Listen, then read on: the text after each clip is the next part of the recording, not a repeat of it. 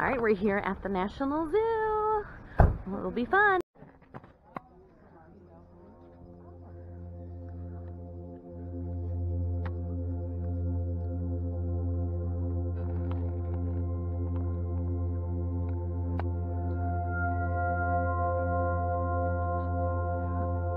They have these skeletons around. Probably something fun for Halloween, but this one's got a kitty. River otters.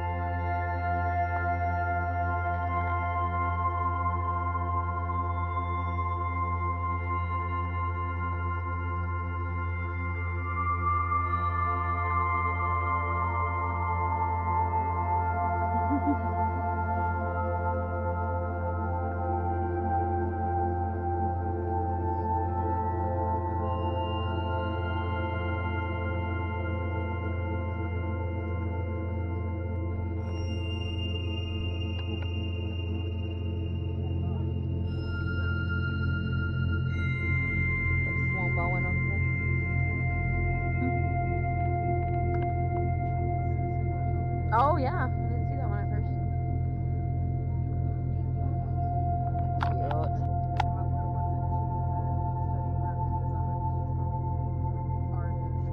Cute. That's cool.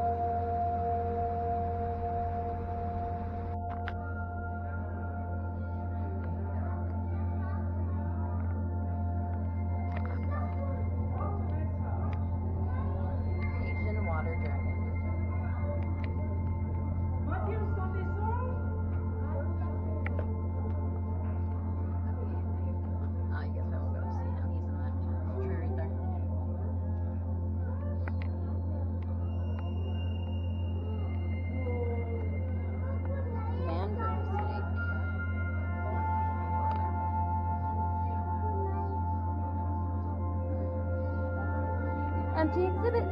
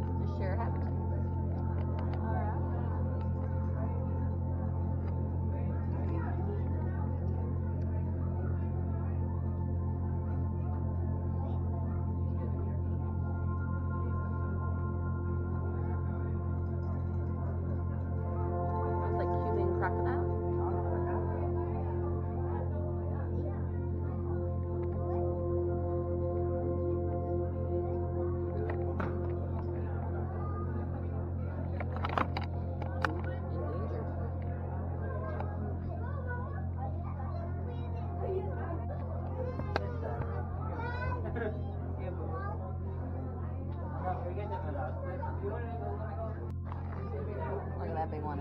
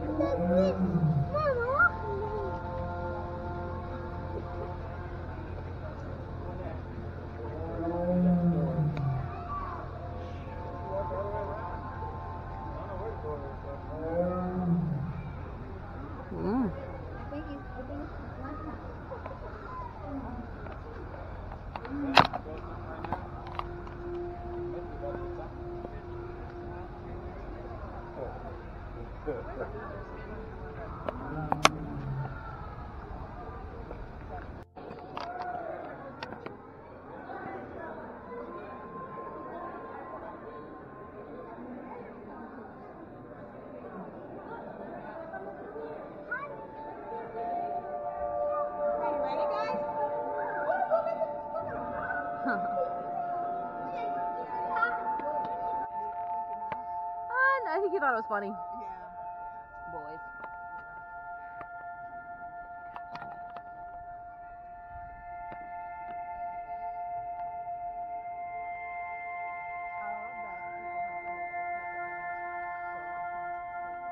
Yeah, probably.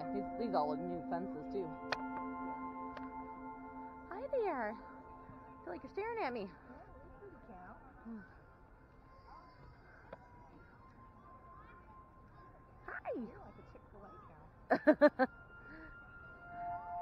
Yeah, this is what you think of when you think of a cow. The black and white. Not to take from you other cows, but...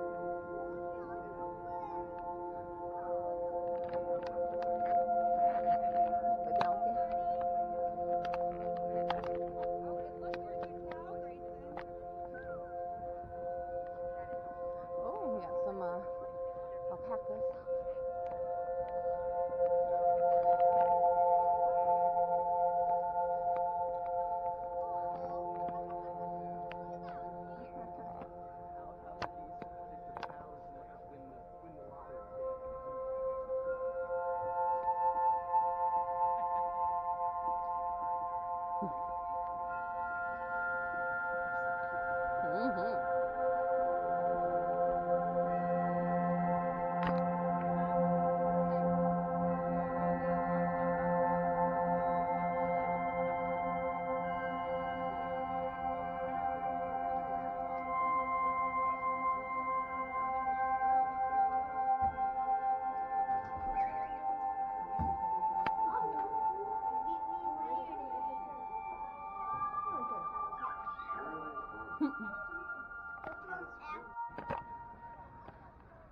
Some rainbow skeletons. Alright everybody, so we had a great time at the zoo. It's definitely a smaller zoo, but it is, I think, a very good quality zoo for only being, you know, it's free. So parking though is expensive. It's like $30 to park. So just keep that in mind. You do have to do a health pass or like a virtual pass to come in. But what was funny is I went with a colleague and her name was April. They looked at hers, but they didn't look at mine, and she didn't do it like a pass for two. She just did it for herself, and then I had my own separate pass. So that was kind of weird that they didn't check it. And there's no real like entrance to it, so you can park in these different lots that they tell you to park in, and then just walk right into the zoo, which was cool. There's lots of food options in the zoo. There's a lot of pop options in the zoo. The tiger was really cool. I think what else we really liked. I liked seeing the big tortoise. That was also really nice. So yeah, it was good. And so we left there, came back to the hotel, and then we walked over to the Italian place, which is super close to this Sheraton Old Town. And it was very good. I had a sub with prosciutto and salami, lettuce, banana peppers. I think there's like a little bit of onion on it. Italian dressing and like their seasonings, and it was like a meal deal where you got that with like a drink and a cookie and a bag of chips for like $13.49, so it was a really good deal. And one of the other gals got like a little mini pizza that they had that looked yummy, and another girl got like a caprese sandwich and she added chicken to it. So tonight we are going to be going to a German beer house. We were going to go to a Greek restaurant that looked really good, but I couldn't make reservations online, and so I called them not that long ago, and they're like, nope, we are completely booked. The closest thing we have tonight is like 8 something. No walk-ins. I was like, okay. So then we rerouted to the German place. So I'm going to be going downstairs, meeting the gals to go to the German place, which looks good as well. Just be aware of that if you're here on a weekend. Places do fill up, so always try to make a reservation when you can. Sometimes it feels like you don't really need to, but I've been trying to make them when I can, so I was a dummy for not doing it earlier this morning. And then we're actually going to go on that ghost tour again tonight. So there's different companies, so I'm not sure which one April booked with, but she had booked 4 tickets, and her cousin and you know, her family couldn't make it and they're not feeling well. So me and Kelly are filling in the spots for her. You know, I told her, you know, I already did it, but I totally will be willing to do it again. So, because there's different companies, so we might actually get some of the ones in the old colonial outfits, we'll see. But I'll take you guys on that again. So if you did watch day 1 of this journey, you will have saw a ghost tour, but we'll see if there's anything different, if different presenters give you different items. So definitely come along with us. All right, well, we'll see you at dinner.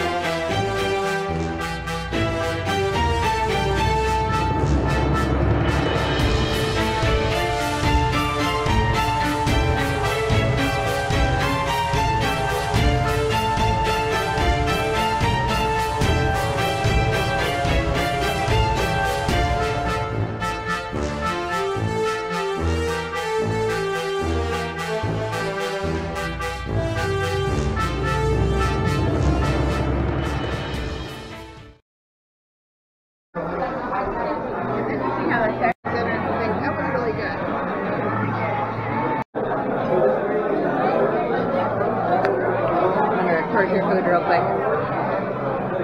It's like a biscuits and gravy. John Carlisle and William Ramsey. And Alexandria gets the name from the Alexander family. And this is the Carlisle house, which is also one of the founding fathers of Alexandria. And so the Carlisle house was built in 1749. Of the higher levels of the house, and he fell to his death, and he wasn't discovered until the next day because people who were at the hotel at the time thought he was passed out drunk. Then they realized the next day that he was dead. And then the third story of someone falling is Patrick Buckley, and he was an aspiring bike like myself, and he, at that time it was 19, like I said, 17, whatever, and it had changed the name again to the Braddock House Hotel in honor of George Braddock, who had the meeting there way at the beginning in the 1700s. So he is said to have climbed up on top of the fire escape on the 4th floor and fall to his death. He also wasn't discovered until the next day. And at first, the police had thought that it was a tussle, and they couldn't figure out why he had been to this house, but probably he was in love with this woman who was the daughter of the owner at the time, and it was a forbidden love. So he could have been seeing her for a secret trip or something, but previously, before he came here, he had been with his brothers, and they have been carousing and fighting, and they got kicked out of several places. So when they found him dead, he had ripped clothes, and that's why they thought at first it was a tussle. But then they thought, well, he must have been just drunk and lost his balance and fell down. So you would think because of that, the house is haunted, but it's not so. Not in this case. There's not much paranormal activity in the house at all. The house that has the place that has the most paranormal activity is the garden. And they say the reason why the house doesn't have paranormal activity is for this legend, this folklore that Scottish people used to do, where they would put a dead cat. I don't know why anyone would do that, but this was their Scottish folklore. A dead cat in the walls of the basement to ward off evil. It appears to have worked because there is no paranormal activity in the house. This is where previous tour guides have been talking in the garden, and they had experiences where, like, once she was talking and some person she felt tugging at her shirt, and she thought that it was a child with depression, but she looked down and there was no one there. Then there was another one where there was a male tour guide, and he was also in the garden, and he was talking, and he felt a tap on his shoulder. And then when he also thought it was a question, he turned, no one was there at all. And at that point, he was really scared because I had never had that experience. So he quickly went to the next place, and that's pretty much all the ghost stories about this hotel that we have. And we're ready for the next place. This is where we're stopping right here. And I'm going to get on top of here. I can. Maybe I can. All right, well, I'll just do it from here. Okay, so this used to be a train tunnel for the Orange and Alexandria Railroad. And they built this train tunnel in 1851. And it was a good spot for people going from, well, it was mainly for freight and tobacco and transport from going from Richmond to DC. And during the Civil War, it was occupied by the Union soldiers. And this tunnel hates Union soldiers. Most of the stories that we have about this tunnel surround Union soldiers. So one of the first stories is there was a Union soldier who was drunk and stumbling, and he happened to stumble onto the tracks and got his leg stuck. And he tried to get his leg out when on comes a train and cuts off his leg. Then there was another story, another gruesome one, where this is an unknown body. No one knows who this person was. And they found them the next day. So where they found him, his head was on the tracks, laid so that when the train came, it like totally, okay, sorry, totally like, separated? Yeah, his whole head got crushed, and no one was able to identify him. And to this day, it's an unknown murder. Then the last story is kind of gruesome too. Okay, so this gruesome tale is also about 2 Union soldiers, and 2 Union soldiers came into the tunnel, but only one went out. So they were James Scoten and John Rush. And so they were seen coming into the tunnel. There was noise and commotion, and a few people heard Scoten screaming. They tried to come, but there was no one there. It was too late.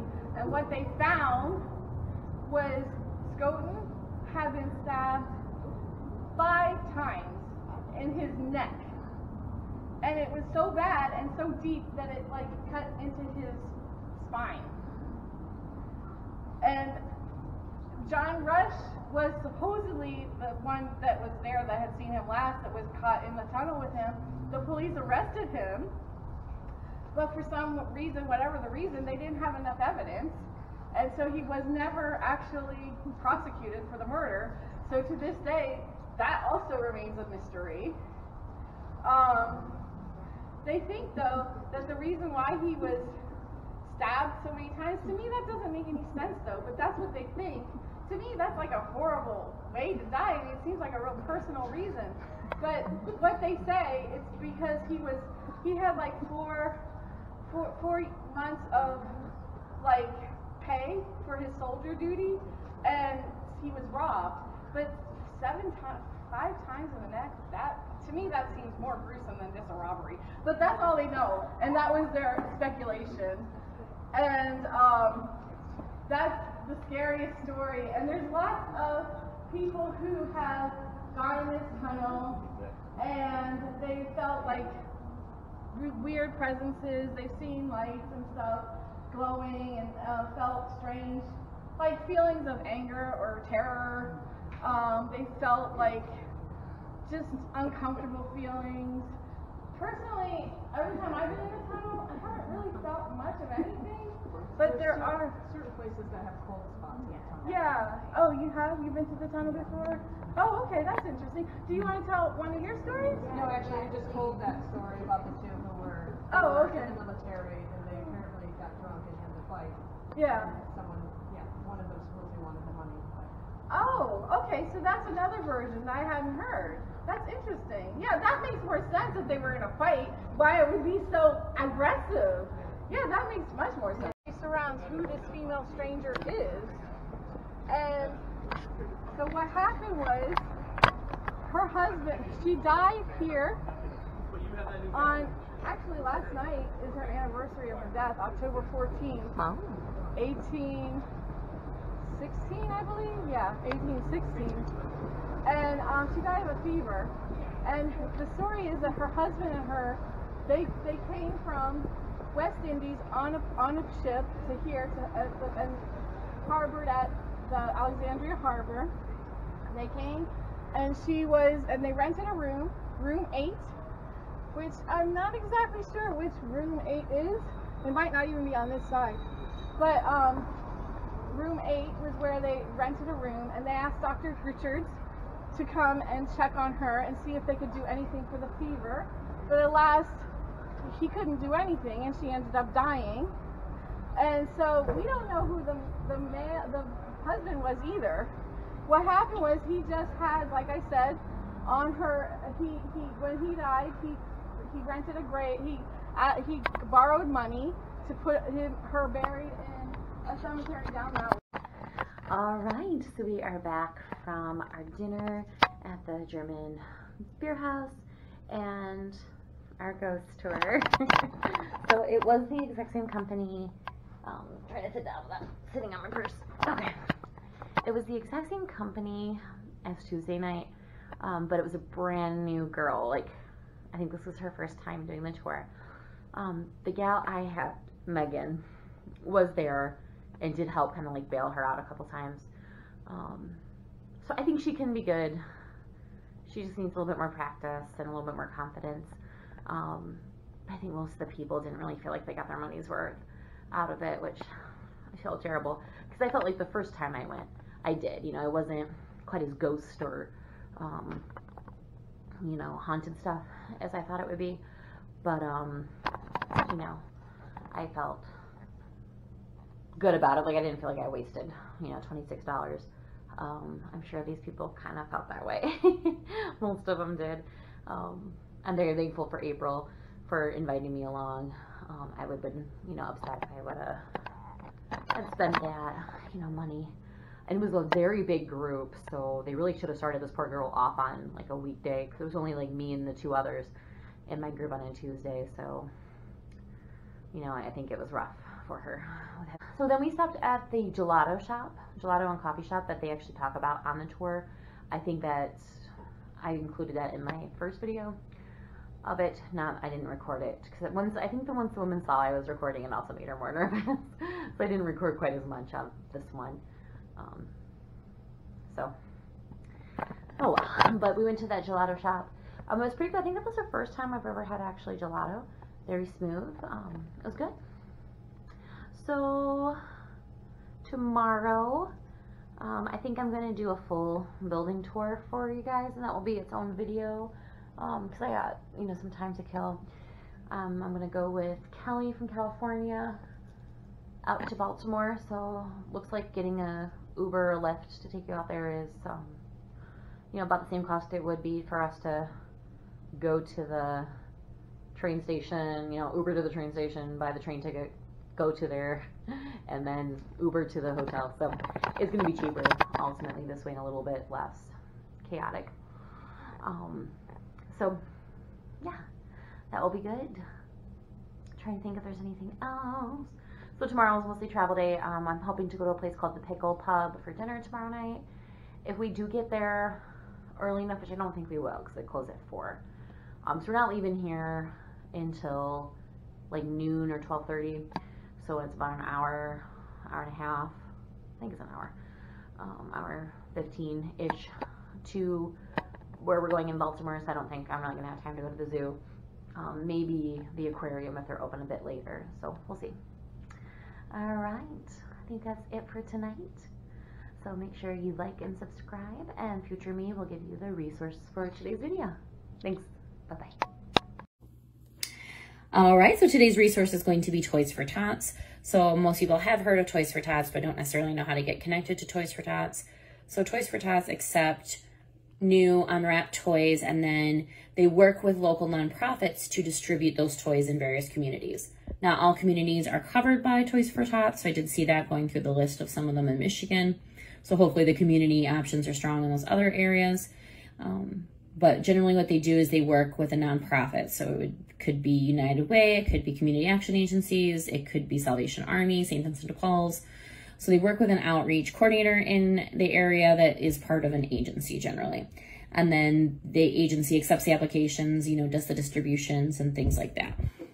So if you go on to toysfortots.org and go to request a toy, you can also go on there to donate, find your local campaign, things like that. And then you go to click here.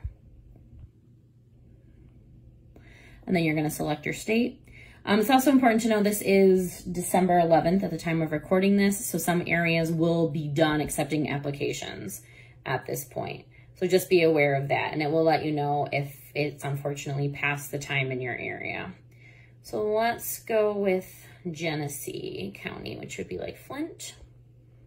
So then it tells me who my coordinator is, and then I go apply for toys. And then it says you must sign up in person at Toys for Tots, Genesee County. So they're actually a little bit unique and have an actual Toys for Tot site in Genesee. And then there's the address. It's in the old UAW Local 581. And then that's how you do it from there. Some areas, like I said, will be done at this point. I looked at Bay County. They had ended on the 6th. So this is something, if you're going to need that assistance, maybe next year, you will want to get connected to, you know, right around Thanksgiving. I know Lansing area, they stop Christmas sign up after Thanksgiving. So sometimes it's a lot earlier than we think. So, yeah, so let me know if you have any questions. Thank you. Bye-bye.